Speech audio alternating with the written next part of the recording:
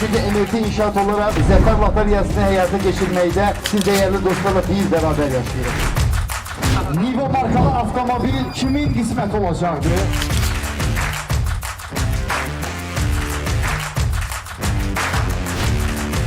Kupon nömrəsi 0048 İlham Quluzadə, Mingəçevir.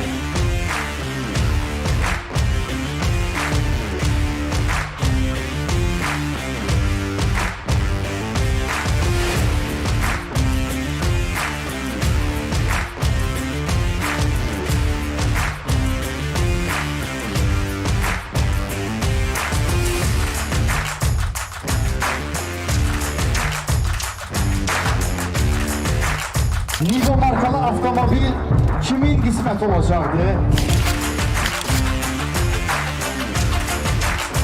MRT İnşaata təşəkkürümü bildirirəm. Həyəcan var deyənə çox danışamıram.